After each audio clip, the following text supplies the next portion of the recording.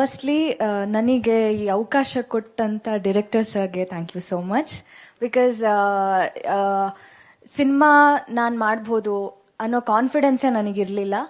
But ಕತೆ ಬರೆಯುವಾಗ ನಾನೊಂದು ಇಮ್ಯಾಜಿನೇಷನಲ್ಲಿ ಬರೆದಿದ್ದೀನಿ. ಸೊ ಈ ಕ್ಯಾರೆಕ್ಟರ್ಗೆ ನೀವು ತುಂಬ ಆ್ಯಪ್ಟ್ ಆಗ್ತೀರಾ ಅಂತ ಎಲ್ಲೋ ಮಿಸ್ ಆಗಿ ಆಪರ್ಚುನಿಟಿ ಕಳ್ಕೊಂಡ್ಬಿಡ್ತಾ ಇದ್ದೆ. ಪ್ರಾಬಬ್ಲಿ ಅವತ್ತು ಸರ್ ಇಲ್ಲ ಆಗಲ್ಲ ಮಾಡೋಕ್ಕಾಗಲ್ಲ ಅನ್ಸುತ್ತೆ ಅಂತ ಹೇಳಿದಾಗ ಹಂಗೆ ಹೇಳ್ಬಿಟ್ಟಿದ್ರೆ ಪ್ರಾಬಬ್ಲಿ ನಾನು ಇವತ್ತಿಲ್ಲಿ ಇರ್ತಿರ್ಲಿಲ್ಲ. ಏನೇ ಆದರೂ it happens for good.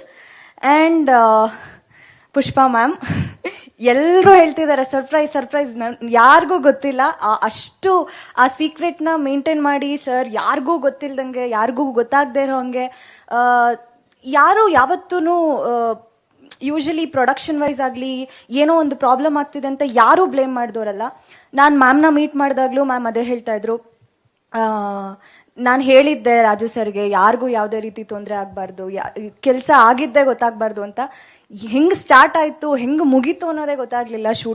Shooting ಮಾಡ್ದಂಗೆ ಅನಿಸ್ಲಿಲ್ಲ. ಎವ್ರಿ ಸೀನ್ಸ್ ಆಗಿರ್ಬೋದು ಎಲ್ಲೂ we didn't feel like we are shooting something. And ಎಷ್ಟು ಎಲ್ಲ ಅಂದರೆ ಫ್ರೆಷರ್ಸೇ ಇದ್ದಾರೆ. But artist wise cinema first ಆಗಿರೋದು ನಂದೇ. ಸಿನಿಮಾಗೆ ಫಸ್ಟ್ ಫ್ರೆಷರ್ ನಾನು. So but experienced artist Prithvi sir, Gopal Deshpande sir, Mansi Sudhir ma'am, Rajesh Natrang sir, ಎಲ್ಲರೂ ನಮ್ಮ ಅಮ್ಮನ ಪಾತ್ರ ಅಪೂರ್ವ ಮ್ಯಾಮ್. ಸೊ ಎಲ್ಲ ಎಕ್ಸ್ಪೀರಿಯನ್ಸ್ಡ್ ಆರ್ಟಿಸ್ಟ್ ಜೊತೆ ನನಗೆ ಇದು ಫಸ್ಟ್ ಎಂಟ್ರಿ. ಬ್ಲೆಸ್ಡ್, ಹ್ಯಾಪಿ, ಏನು ಹೇಳೋದು ಗೊತ್ತಿಲ್ಲ. I am really very happy about it. And cinematography like ಇವಾಗ ಡಿರೆಕ್ಟರ್ ಸರ್ ಏನು ಅನ್ಕೊಂಡಿರ್ತಾರೆ ಅದನ್ನ ಅವ್ರು ಅನ್ಕೊಂಡಂಗೆ ಎಕ್ಸಿಕ್ಯೂಟ್ ಮಾಡೋದು ಕೆಲಸ. It is cinematographers work. And ಅವರು ಅಷ್ಟೇ, ಕಾರ್ತಿಕ್ ಸರ್ ಇವತ್ತು ಅವರಿಲ್ಲ, ಬಟ್ ಅವರು he has done an amazing job. And what else ಅಷ್ಟೇ. Thank you so much. Thank you Kavya.